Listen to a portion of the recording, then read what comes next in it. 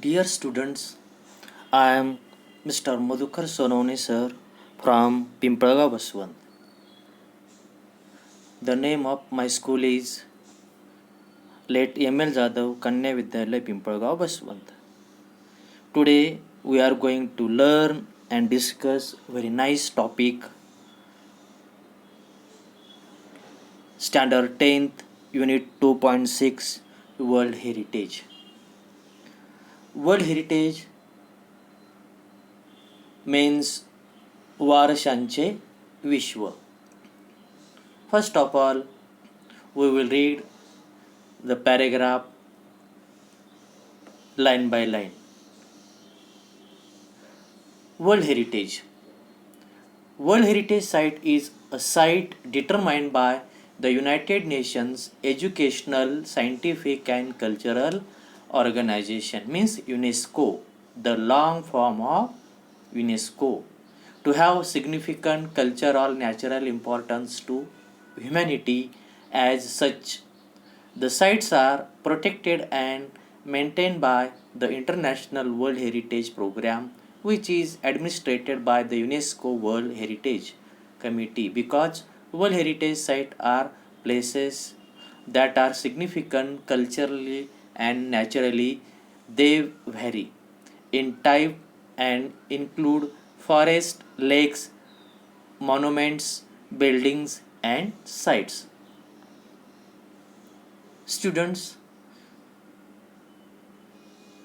now we will see the Marathi meaning of this paragraph.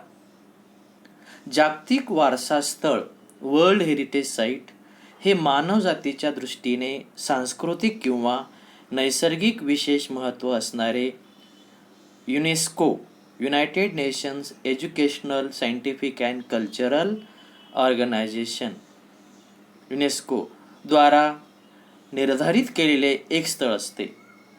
त्यामुळे अशी स्थळे संरक्षित केलेली असतात आणि आंतरराष्ट्रीय जागतिक वारसा कार्यक्रमांतर्गत युनेस्कोच्या जागतिक वारसा समितीतर्फे त्याची देखरेख केली जाते. सांस्कृतिक व नैसर्गिक दृष्टिकोनातून लक्षणीय असणाऱ्या ठिकाणांचा जागतिक वारसा स्थळांमध्ये समावेश होत असल्या कारणाने त्यांच्या प्रकारात विविधता आढळून येते. म्हणून यात अरण्य असेल, सरोवरे, स्मारके, इमारती आणि शहरांचाही समावेश असतो. Here you come to know that all responsibilities are taken by the organization, and the name of the organization is UNESCO. Now let us see the different sites. There are 4 sites. 1. Peru, Machu Picchu. 2. Egypt's Giza pyramids. 3. in Myanmar, Bagan. And 4. Cambodia, Angkor Wat. This is very important and very nice tourist places. This is the very nice sites you can see. There is also Lotus Temple. It is also very nice sites in the world, and you can see and you can enjoy it.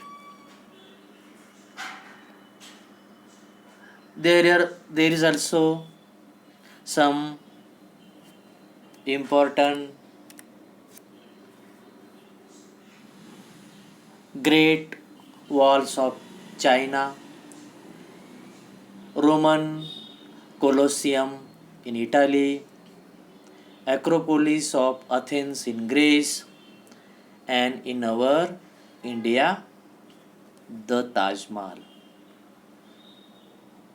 This is also very nice sights you can see in our world.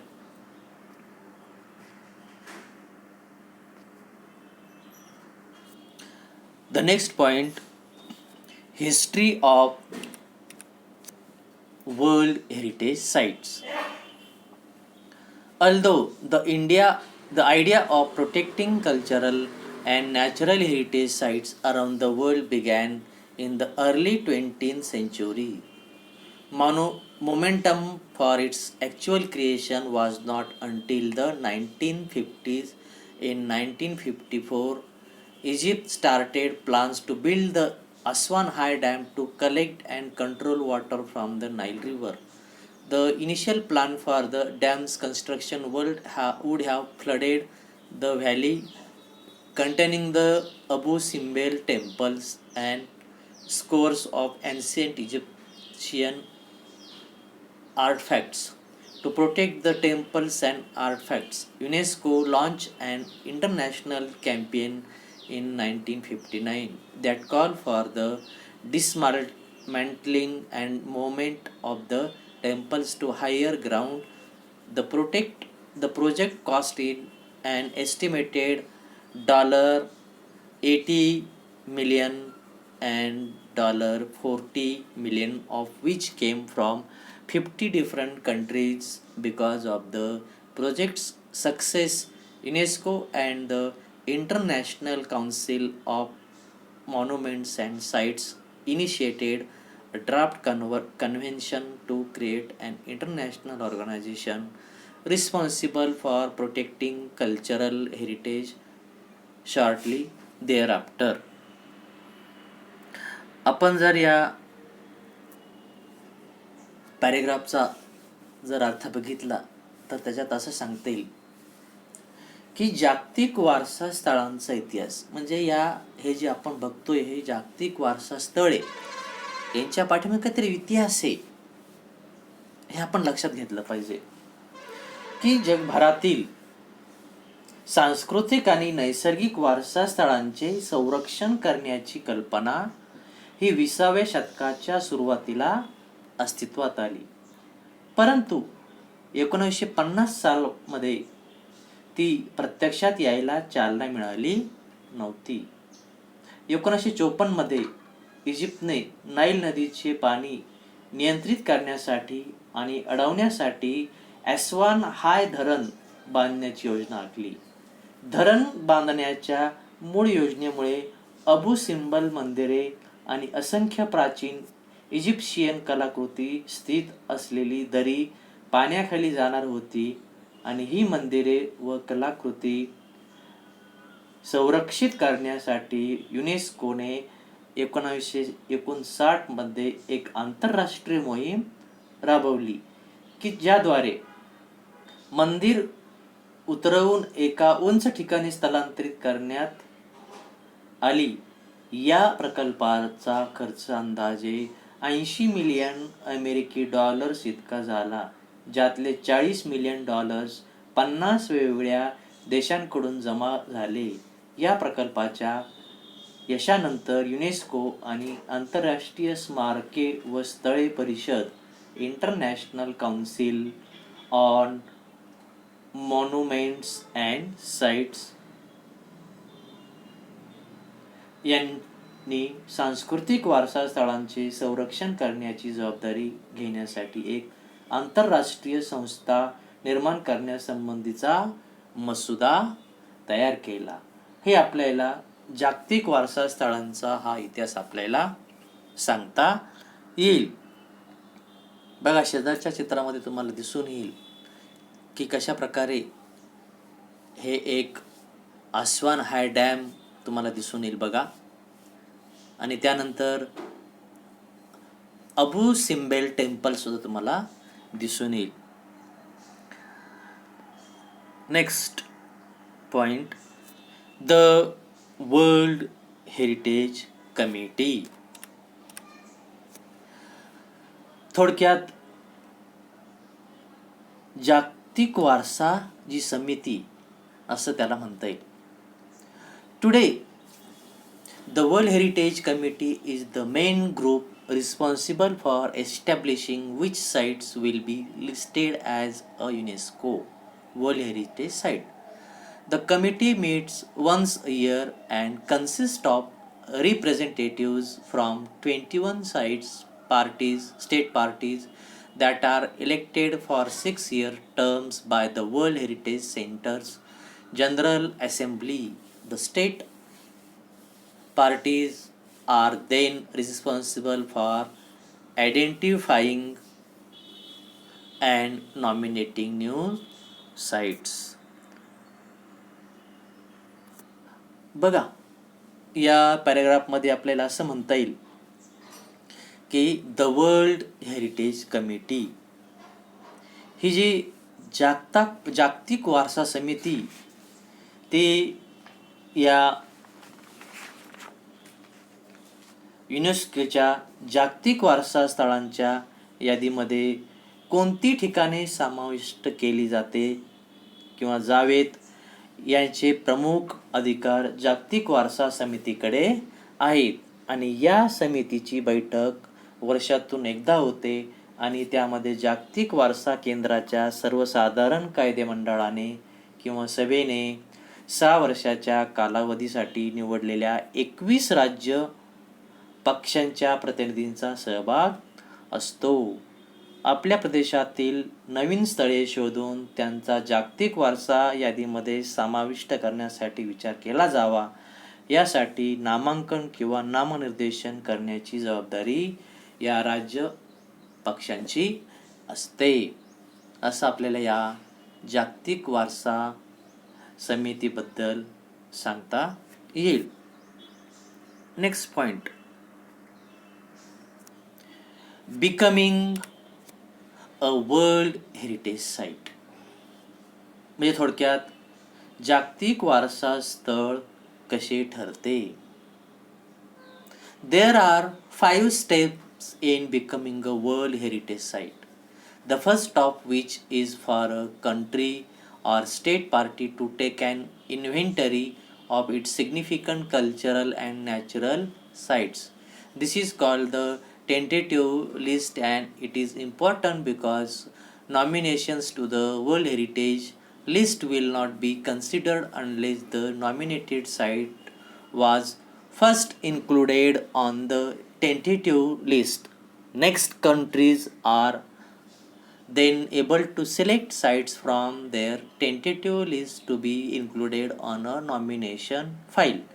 The third step is a review of the nomination file by 2 advisory bodies consisting of the International Council on Monuments and Sites and the World Conservation Union, who then make recommendations to the World Heritage Committee. ह्या पॅरेग्राफमध्ये आपल्याला असं सांगता येईल की जागतिक वारसा स्थळं कशी ठरते. जागतिक वारसा स्थळ ठरवण्याचे 5 टप्पे.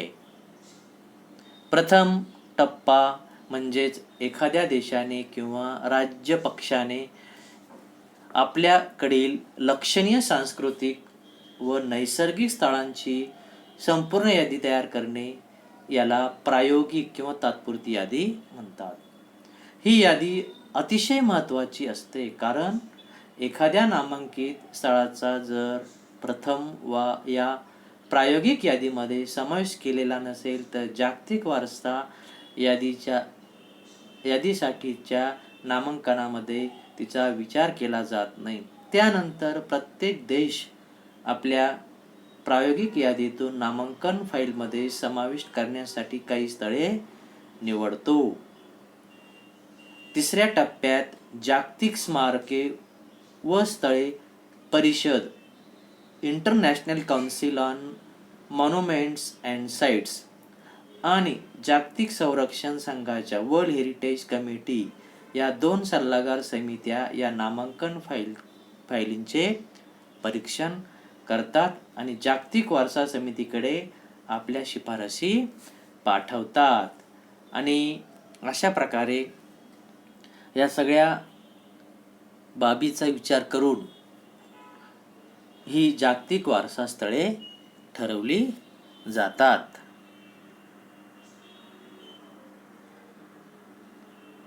नेक्स्ट बघा, या ठिकाणी तुम्हाला वेगवेगळ्या प्रकारचे list of top 10 world heritage site in India. The next point, types of world heritage site.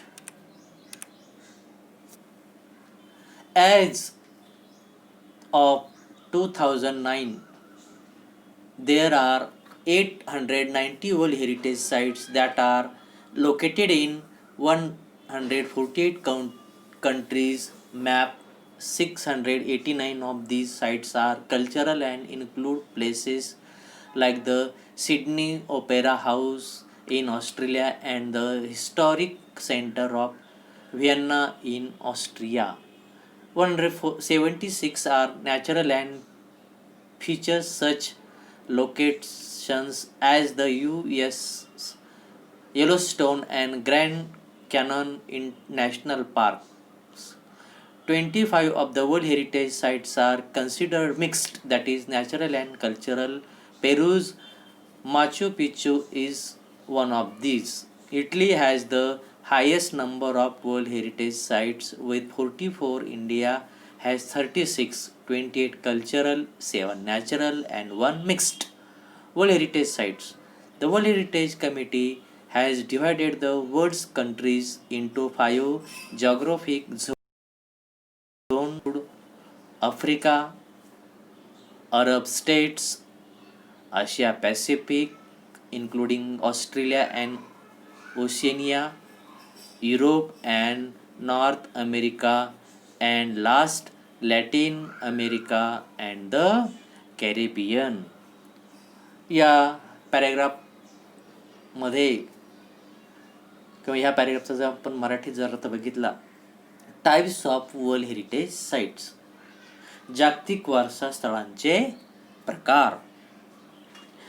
2009 पर्यंत गणना केलेली 148 देशांमध्ये स्थित असलेली एकूण 890 जागतिक वारसा स्थळे आहेत. त्यातील 689 स्थळे सांस्कृतिक आहेत, ज्यात ऑस्ट्रेलियातील सिडनीचे ऑपेरा हाऊस आणि ऑस्ट्रेलियातील व्हिएन्ना येथील ऐतिहासिक केंद्र यांचा समावेश होतो. 176 ठिकाणे नैसर्गिक आहेत, उदाहरणार्थ अमेरिकेतील येलोस्टोन आणि ग्रँड कॅनन नॅशनल पार्क्स. जागतिक वारसा स्थळापैकी 25 ठिकाणे संमिश्र आहेत. पेरूचे माचू पिचू हे त्यापैकी एक आहे. इटलीमध्ये सर्वाधिक म्हणजे 44 जागतिक वारसा स्थळे आहेत. भारतात 36, त्यापैकी 28 सांस्कृतिक, 7 नैसर्गिक आणि 1 मिश्र अशी स्थळे आहेत. जागतिक वारसा समितीने जगातील देशांची 5 भौगोलिक प्रदेशांमध्ये विभागणी केलेली आहे. ती अशी सांगतील आपल्याला की 1 आफ्रिका, 2 अरब राष्ट्रे, 3 आशिया पॅसिफिक म्हणजेच ऑस्ट्रेलिया व ओशियानिया सहित, 4 युरोप व उत्तर अमेरिका आणि 5 लॅटिन अमेरिका व कॅरेबियन. अशा प्रकारे या जागतिक वारसा स्थळांचे प्रकार आपल्याला सांगता येतील. Next point, world heritage sites in danger, म्हणजेच धोक्यात असलेली जागतिक वारसा स्थळे. बघा, काही वारसा स्थळं ही धोक्याची झालेली, म्हणजे हे त्यांचं पडण्याच्या अवस्थेत मोडकळीस आलेली, आणि अशी ही ऐतिहासिक स्थळं असतील, ही त्यांची जपणूक करण्यासाठी, ते टिकवून ठेवण्यासाठी त्याच्यामध्ये दुरुस्ती करणं गरजेचं असतं. आणि यासाठी सरकार किंवा ही जी मंडळं ही प्रयत्नशील असतात. World heritage sites in danger, like many natural and historic cultural sites, around the world. Many World Heritage sites are in danger of being destroyed or lost due to war, poaching, natural disasters like earthquakes, uncontrolled urbanization, heavy tourist traffic, and environmental factors like air pollution and acid rain. World Heritage sites that are in danger are inscribed on a separate list of World Heritage Sites in Danger, which allows the World Heritage Committee to allocate resources from the World Heritage Fund to that site. In addition, different plans are put into place to protect and or restore the site. If, however, a site loses the characteristics which allowed for it to be originally included on the World Heritage list, the World Heritage Committee can choose to delete the site from the list. To learn more about World Heritage Site, visit the World Heritage Center's website at wsc.unesco.org.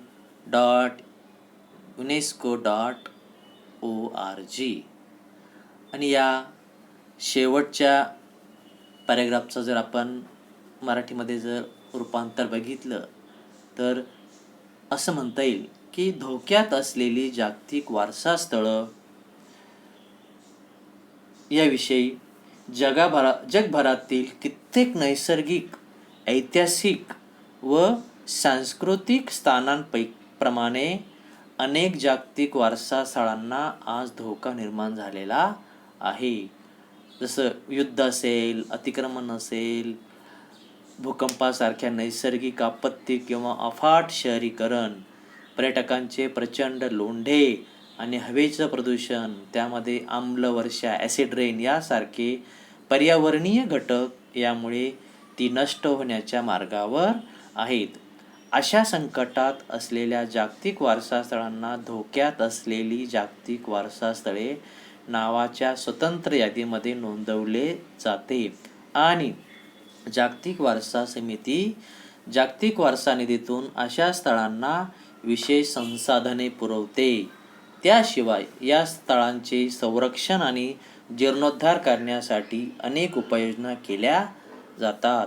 तरी देखील एखादे स्थळ ज्या लक्षणीय कारणामुळे मूलतः जागतिक वारसा यादीमध्ये समाविष्ट झाले होते, ती वैशिष्ट्ये नष्ट झाली असल्यास जागतिक वारसा समिती ते नाव यादीतून वगळू शकते. जागतिक वारसा स्थळांविषयी अधिक माहिती मिळवण्यासाठी जागतिक वारसा केंद्राच्या wsc.unesco.org या संकेतस्थळाला भेट जर दिली आपण तर आपल्याला याच्यापेक्षाही जास्त सखोल अशी आपल्याला माहिती मिळते. अशा प्रकारे आपण या संपूर्ण पाठाचं विश्लेषण मराठीमध्ये सुद्धा बघितलं आणि नक्कीच तुम्हाला हा पाठ आवडला असेल आणि समजला असेल. थँक्यू.